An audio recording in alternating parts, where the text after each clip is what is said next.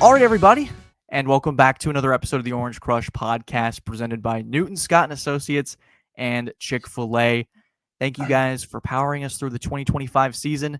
This is the aftermath.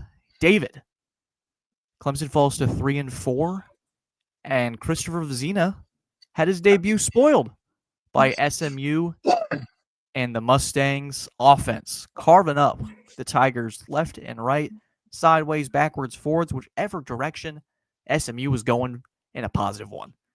And they win in a convincing fashion, 35-24. David, I'll throw the floor to you just to sort of open things up here. There's a lot to dive into. Obviously, we'll talk about Vizzina, but we've had a little bit over 24 hours to digest this. What are your thoughts? My thoughts are that this may be one of the most important off seasons in Clemson history, maybe since that off season where Dabo had just been named the permanent coach. 2008, he was the interim, named the permanent coach, and he was going out and trying to fill out a staff. That was a very important year, and he's had important years since then. There was after 2010 when he fired Billy Napier, who got fired again Sunday, and he replaces him with Chad Morris. And then after 2011, he replaces Kevin Steele with Brent Venables. Those were all, kind of program-changing hires. Those were important off seasons. The off season after Deshaun, tore his knee, and they were trying to still recruit, and they knew that they were going to be good coming back the next year. There's been some important off seasons, but this may be the most important since Dabo took over, just because there's so much going on in the program, and they are not a play or two away. They are not 4 or 5 plays away.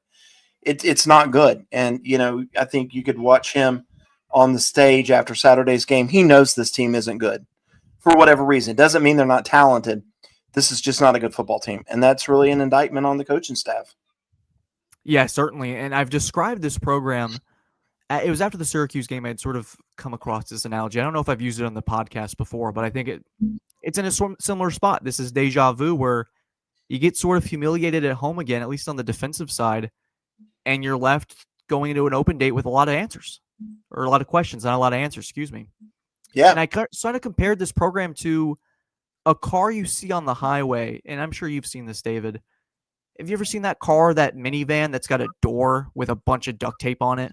Or you got a rear view mirror with a bunch of duct tape on it?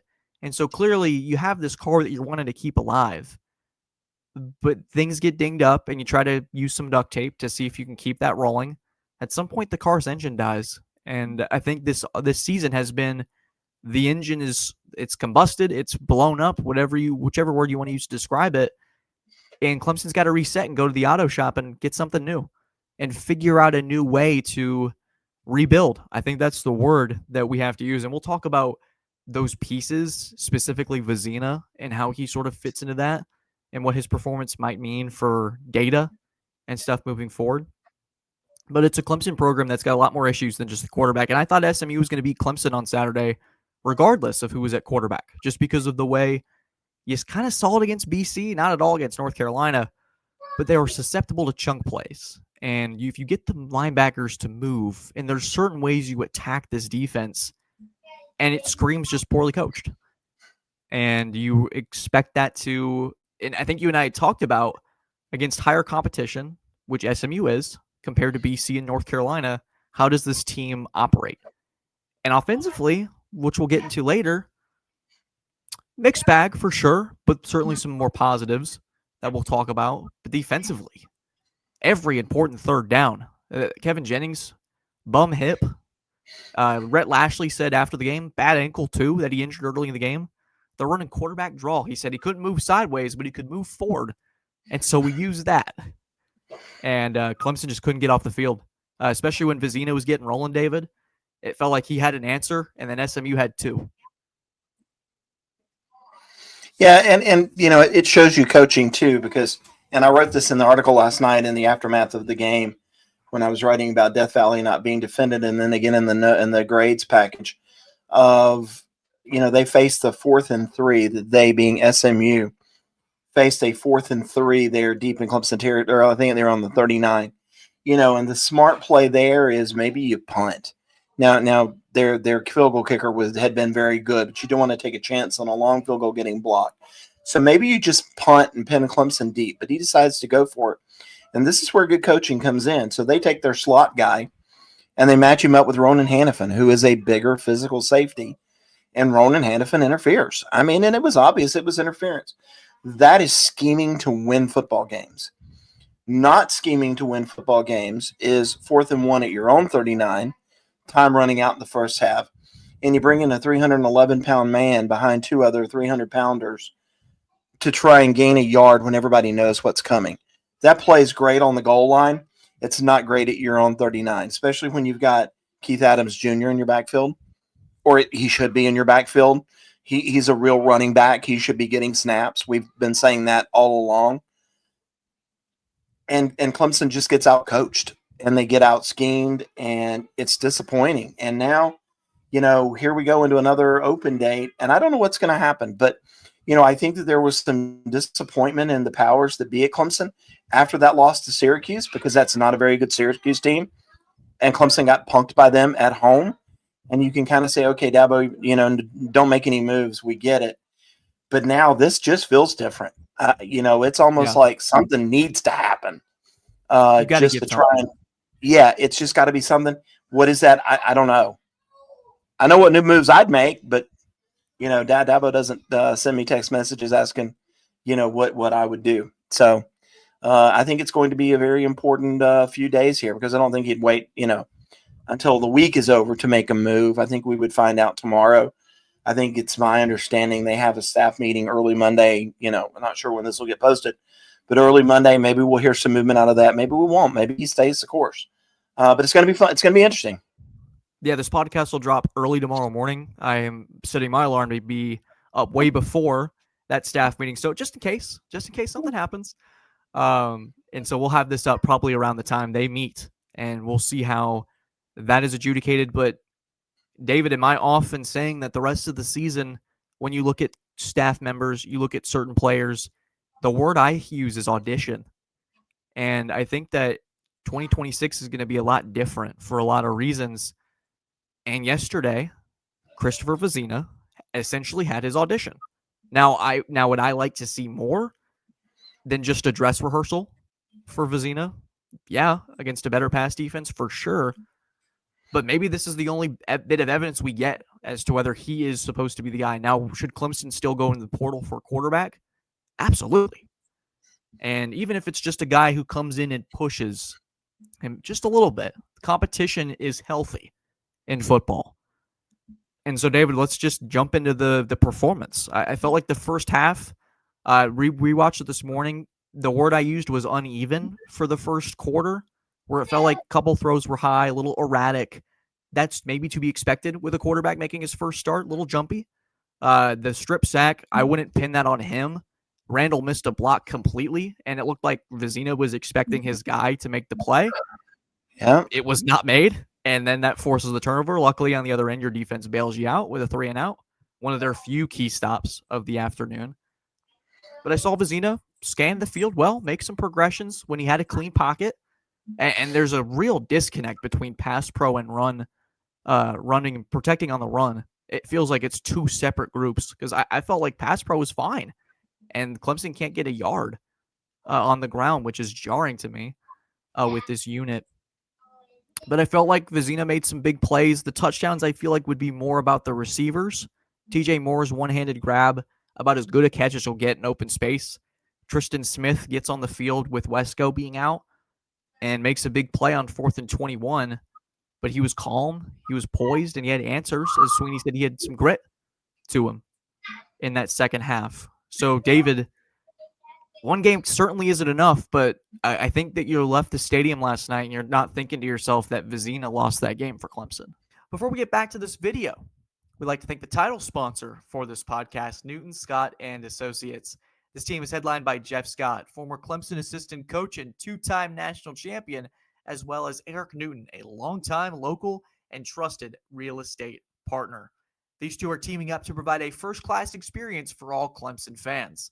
Whether you're looking to buy, sell, or build in the upstate area of South Carolina, you can trust Newton, Scott, and Associates. Choose the same team that Clemson coaches are selecting when they're looking to buy, sell, or build, all the way from Tigertown to Lake Kiowee. For more information, you can find them at newtonscottsc.com or by calling the number 864-722-9062. That's 864-722-9062. Now, let's get back to the video. No, he was fine. And look, he didn't get any help those first 4 drives because Garrett Riley or whoever calls plays was calling plays like I'm playing quarterback with my bad knee. It was ultra conservative and ultra vanilla.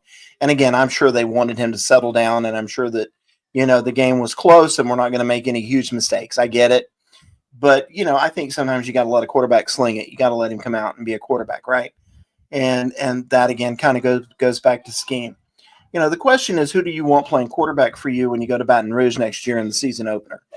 And I think that there's a couple of layers to that, as I was reminded today by somebody that I was talking to, and that is Garrett Riley going to be the offensive coordinator? We don't know who's going to be the offensive coordinator. Like, am I going to be surprised if Dabo makes a move? I'm not. Is he going to want to bring in his own guy? Remains to be seen. Would Christopher Vizzina leave if somebody else is brought in? Remains to be seen.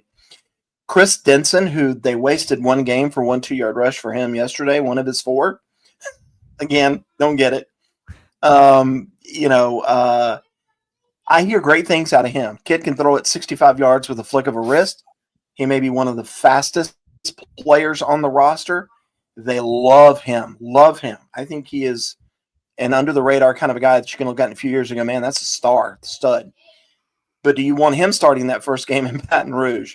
That might ruin him forever. And I do think Clemson has to go out. I think, if things stay the same, and get a portal quarterback, somebody that can be dual threat, just to kind of maybe push Vizzina, push Denson along, kind of be that extra guy, because there's no more Hunter Helms. It's obvious they're never going to play Trent Pierman. So, I think they have to go out in the portal and get somebody. And a lot of that's going to depend on who the offensive coordinator is. I've always been a big fan of what Oklahoma did, bringing in an OC with the quarterback. So there's less of a barrier on the language and the understanding of the play calling, because if your quarterback gets it, he can guide everyone around him and make that transition a little less difficult. And Oklahoma's 6-1. I think they would be 7-0 if Mateer didn't have the freak accident with his hand. And so you look at the way that's been structured, there's a formula. There's a couple of portal quarterbacks that are enticing. But I think you and I both would agree the problems that Clemson faces right now go way beyond just who's calling the plays and who's snapping the ball on offense, or who's taking those snaps on offense, with how things were presented yesterday. Love to talk about Clemson's woes at home. You remember, you covered those 40 games that Clemson won in a row at Death Valley. Watched a lot of them from my living room TV back home in the good old days of middle and high school. And it has been a lot of the Sammy Brown said that he wanted Clemson, they wanted to bring the word death back into Death Valley. And Death Valley has been a spot in the past where seasons went to die. Now that's the season, the Clemson seasons have come to a crashing halt, whether that's South Carolina twice in the last 3 years, barely scraping it out against Troy. Clemson's last 2 wins at home since October 19th. We're recording this on October 19th, 2025. That's the last time in 2024 when they won a game against a Power 4 opponent. That was the Fighting Tony Elliots, who have vastly improved since then and showed a little spark in Death Valley. I think they took a lead, in that game early, I want to say. Probably, yeah. So, home woes, David. I mean, you've seen it. You've seen it at its best, and I think now you're arguably seeing it at its worst. I can remember that game that was the last loss before the streak.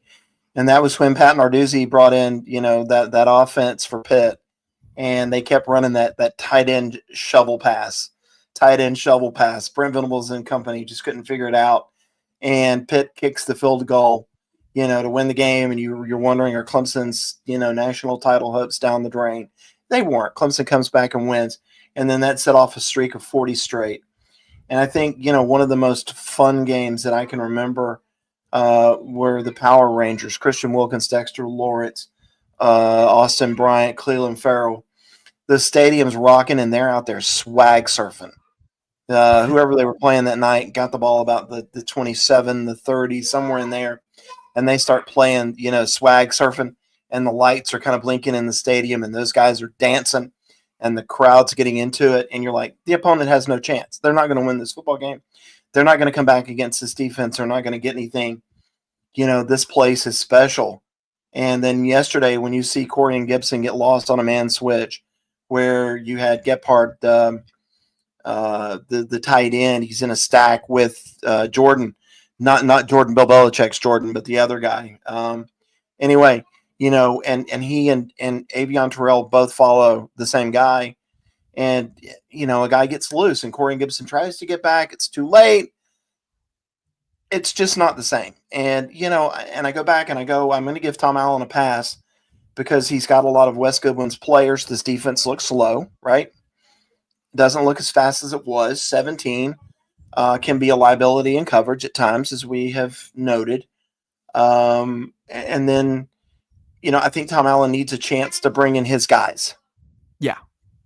His guys. Because he was handed a staff that he has to teach it to. He needs his guys. And he needs to recruit his players, not West Goodwin's players, and kind of use them. And, then that defensive line, man, I think Will Helt plays hard. Jaheim Lawson continues to make plays. Got no problem with that. But I see 3 out there loafing on a play where he should set the edge and they get a long run out of it.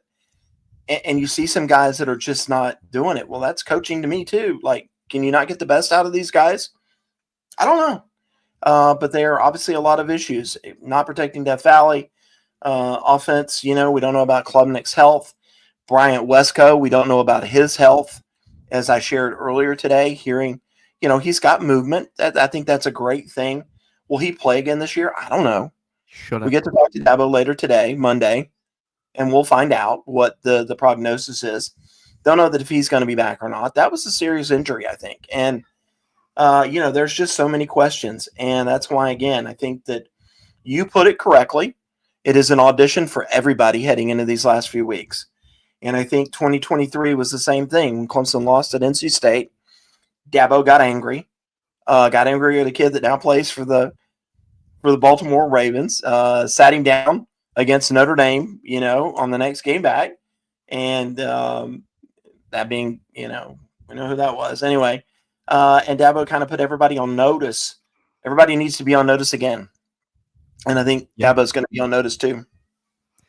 Yeah, I don't think Bryant Wesco should play, by the way, the rest of the year. Those injuries are so scary. And it's just, is it worth it for him to go out there the rest of the way with the way the season's gone? He's not one I don't think Clemson fans are worried about. And he's going to collect a pretty penny this offseason from wherever I guess he ends up, because it is a mystery. That's not because we know anything right now. It's just the way college football is. There's a lot of rotation. So these are one-year deals. But David, the final kind of thought is I put on Twitter earlier this afternoon, just looking at the rest of the schedule, what is Clemson's record? I know you and I are going to do more of a outlook into the rest of the season later this week just because it's another open date. I think we did something similar to Syracuse after the Syracuse game and that similar open date.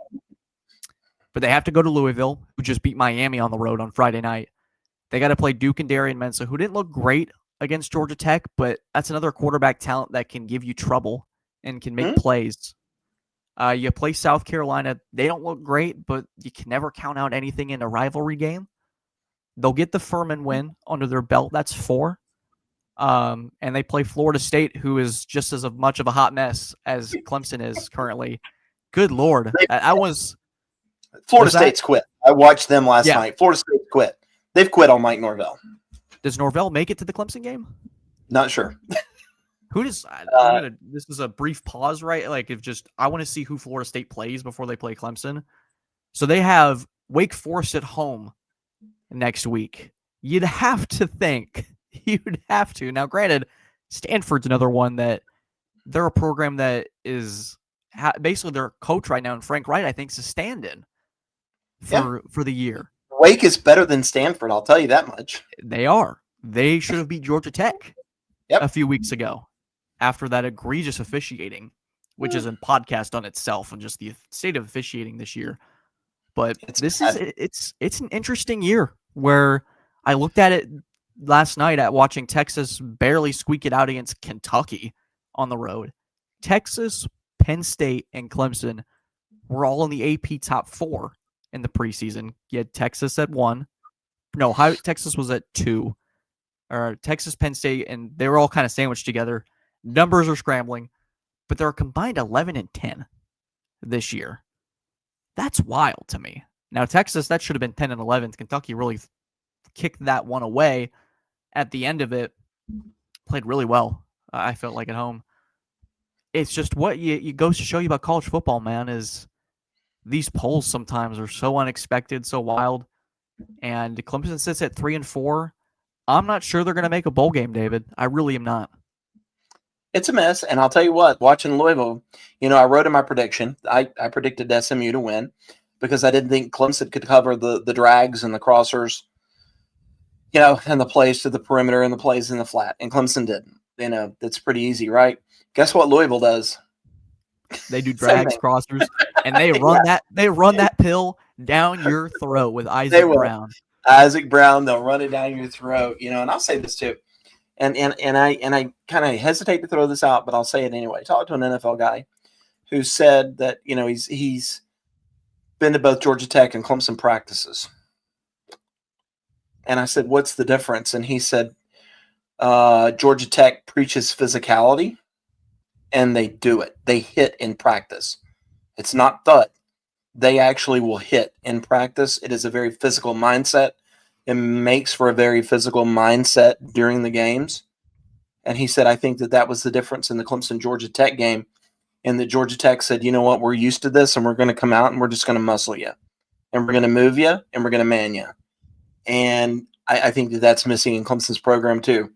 But that is just one of a litany of things that have to get fixed at some point.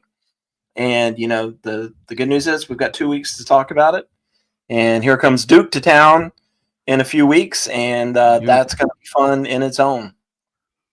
But meanwhile, we get baseball and basketball this week. It's going to be fun. Yeah, we're going to have a bunch of stories on basketball, the scrimmage. I will be doing a season preview. The season starts November 3rd against New Hampshire. What a fun group that'll be. New Hampshire. How you doing? How you doing? Dave and I have been having a little bit too much fun from the Boston trip. It's still stemming, but we're having a good time with it. And we're still having a good time covering this season because you know what? It's football season. Can't be upset. I just watched a monstrous NFL slate, and I'm getting ready to go watch the Falcons with my brother, who is undoubtedly and very kindly keeping himself quiet. And I'm going to go watch the replay of my Broncos. Oh, what a time, man. I don't want to spoil anything for you, but you're going to enjoy yourself. I'll give you that. But guys, thank you as always for tuning into this podcast. We want to thank Newton Scott Associates and Chick-fil-A. We want to thank you for sticking through. Drop your comments on the game and the outlook for Clemson. Drop a bold prediction for the season if you stuck this far. Guys, thank you as always for tuning in. God bless y'all, and have a good one.